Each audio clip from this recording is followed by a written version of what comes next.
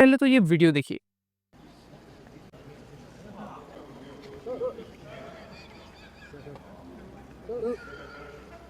इस वीडियो में इंडिया के prime minister Narendra Modi ji, China के प्रेसिडेंट शी जिनपिंग, रशिया के प्रेसिडेंट व्लादिमीर पुतिन प्रेजेंट हैं। ये तीनों एक साथ हाथ मिला रहे हैं एससीओ समिट में। ये एक पावरफुल यूनियन है। आपको पता है क्यों? क्योंकि चाइना इतने सस्ते में चीज़ें मैन्युफैक्चर कर सकती है जिसको पूरी दुनिया में कोई टक्कर देने वाला नहीं है। रशिया पावर को दर्शाता है और भारत का ग्लोबल प्रेजेंस बहुत ज़्यादा है। लेकिन मैं इस वीडियो को आपको क्यों दिखा रहा हूँ? जैसा कि आप जानते ही हैं कि चाइना के साथ यूएस का भी रिलेशन उतना अच्छा नहीं चल रहा है क्योंकि ट्रेड वार चल रहा है। रशिया के साथ अमेरिका का उतना अच्छा रिश्ता पहले से ही नहीं है क्योंकि कोल्ड वॉर के वक्त से ही हम जानते हैं कि यूएसए और यूएसएसआर दोनों अलग सुपर पावर्स थे। पहले तो इंडिया ने सोचा कि अमेरिका हमारा बहुत बड़ा दोस्त है, लेकिन जब इंडिया ने रशिया से क्रूड ऑयल खरीदा तो पता नहीं क्यों अमेरिका को मिर्ची लग गई। इसके लिए उसने 50% का टैरिफ इंडिया पे लगा दिया। लेकिन हम अमेरिका को भी इग्नोर नहीं कर सकते। द रीज़न इज़, क्या आपको पता है कि दुनिया का सबसे पावरफुल वेपन क्या है? ये कोई हाइड्रोजन बॉम्ब नहीं है या फिर कोई न्यूक्लियर वेपन नहीं है। ये है डॉलर, जो कि पूरी दुनिया पे राज करता है। पूरी दुनिया इसके सामने झुक जाती है, जैसा कि हमने रशिया और यूक्रेन के वार के वक्त भी देखा कि कैसे अमेरिका ने रशिया के ऊपर सैंक्शन लगा दिया और पूरे के पूरे फॉरेन डायरेक्ट इन्वेस्टमेंट को रोक दिया था। इस वीडियो में हम बात कर रहे हैं कैसे इंडिया एक सुपर पावर बन सकता है। मेनली इकोनॉमी में 3 सेक्टर्स होते हैं: प्राइमरी सेक्टर, सेकेंडरी सेक्टर और टर्शियरी सेक्टर। प्राइमरी सेक्टर में एग्रीकल्चरल एलाइड एक्टिविटीज़ को इंक्लूड किया जाता है, जबकि सेकेंडरी सेक्टर में कंस्ट्रक्शन, प्रोडक्शन और वो सब चीज़ों को इंक्लूड किया जाता है जिसमें रॉ मटेरियल से फाइनल गुड बनाई जाती है। और टर्शियरी सेक्टर में हम इंक्लूड कर सकते हैं सर्विसेज को, जैसे डॉक्टर्स, इंजीनियर्स और एडवोकेट्स। इंडिया का टर्शियरी सेक्टर सबसे ज़्यादा डोमिनेटिंग सेक्टर है क्योंकि इससे ही इंडिया को सबसे ज़्यादा रेवेन्यू मिलता है।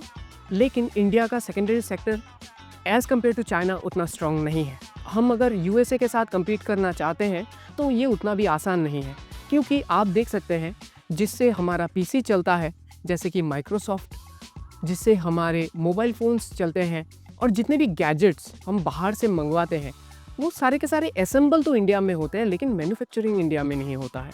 सबसे ज़्यादा मैन्युफैक्चरिंग जो करता है वो है चाइना। अमेरिका का इंडिया के साथ कंपैरिजन नहीं हो सकता। इसका कारण ये है, जिस माध्यम से मैं ये मैसेज आप तक पहुंचा रहा हूँ वो है फेसबुक या फिर यूट्यूब, वो भी अमेरिका ओन करता है। मान लीजिए कि अमेरिका यूट्यूब को बैन कर देता है या फिर फेसबुक को बैन कर देता है, तो इंडिया की कंडीशन क्या होगी, जिसके ऊपर बहुत सारे यूट्यूबर्स और फेसबुक में वीडियोस बनाने वाले डिपेंडेंट है उनके अर्निंग सोर्स को लेकर। अगर उनकी अर्निंग बंद हुई तो उनके लिए सर्वाइव करना भी मुश्किल हो जाएगा। और बात करते हैं स्विफ्ट नेटवर्क की, तो ये अमेरिका का सबसे बड़ा हथियार है। आप डायरेक्टली किसी कंट्री से कुछ सामान इंपोर्ट या फिर एक्सपोर्ट नहीं कर सकते जब तक वहाँ पे अमेरिका का इन्वॉल्वमेंट नहीं होगा, क्योंकि पूरे की पूरी दुनिया एक नेटवर्क के थ्रू एक दूसरे से कनेक्ट कर पाती है, जिसका नाम है स्विफ्ट नेटवर्क। आप अगर ट्रांजैक्शन करेंगे, आप अगर दूसरे कंट्रीज़ के साथ ट्रांजैक्शन करना चाहते हैं तो पहले आपको अपने यूएस अकाउंट में अपने पैसे को जमा कराना पड़ेगा। उसके बाद अमेरिका उस पैसे को दूसरे कंट्री के यूएस अकाउंट में डालेगी, मतलब ट्रांजैक्शन डॉलर में ही होना है। हमने देखा है गद्दाफी जैसे लीडर्स और सद्दाम हुसैन जैसे लीडर्स अमेरिका के अगेंस्ट में थे और उन्होंने चाहा था कि उनकी कंट्री दूसरे कंट्रीज़ के साथ अपने करेंसी में ट्रेड करेगी। अमेरिका ने ये होने नहीं दिया, जबकि सद्दाम हुसैन को फांसी पर भी चढ़ा दिया गया। अमेरिका इंटरनल पॉलिटिक्स में बहुत ज़्यादा इंटरफेयर करता है और हम जानते हैं कि हम डायरेक्टली अमेरिका से पंगा नहीं ले सकते। ये मैं कह सकता हूँ, अगर इंडिया का सेकेंडरी सेक्टर मजबूत होता है तो इंडिया बहुत ज़्यादा एक्सपोर्ट कर पाएगा। हम देखते रहते हैं कि इंडिया का जो करेंसी है वो एज़ कम्पेयर टू डॉलर बहुत ज़्यादा लो है, क्योंकि इंडिया ने बहुत बार अपने करेंसी को डीवैल्यू किया है। देखिए, डीवैल्यूएशन और डेप्रिसिएशन में आसमान ज़मीन का फ़र्क है। जब किसी करेंसी एक्सटर्नल फैक्टर के चलते अपनी वैल्यू खो देता है तो उसको डेप्रिसिएशन बोलते हैं, और कोई कंट्री अगर जानबूझ के अपनी करेंसी की वैल्यू को कम करता है उसको डीवैल्यूएशन कहा जाता है। अभी इंडिया का कंडीशन कुछ ऐसा है कि इंडिया ने अपनी पैसे की वैल्यू तो खो दी है, लेकिन इसका एक एडवांटेज भी है। दूसरे कंट्रीज़ इंडिया में फॉरेन डायरेक्ट इन्वेस्टमेंट करना चाहेंगे क्योंकि इंडिया की करेंसी की उतनी वैल्यू है नहीं। अमेरिकन एम्प्लॉय जो कि $35,000 में काम करने के लिए तैयार है और एक इंडियन एम्प्लॉय वो भी अगर $35,000 में काम करने के लिए तैयार है, तो अमेरिकन एम्प्लॉय को ही चांस दिया जाएगा इंस्टेड ऑफ इंडियन एम्प्लॉय। जब इंडिया चीप लेबर प्रोड्यूस करेगा तभी जाके बाकी कंट्रीज़ इंडिया के लेबरर्स को वैल्यू देंगी।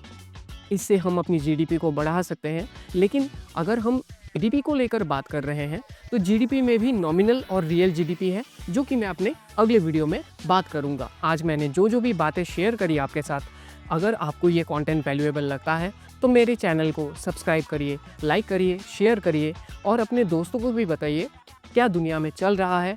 This is Shubhashish signing of.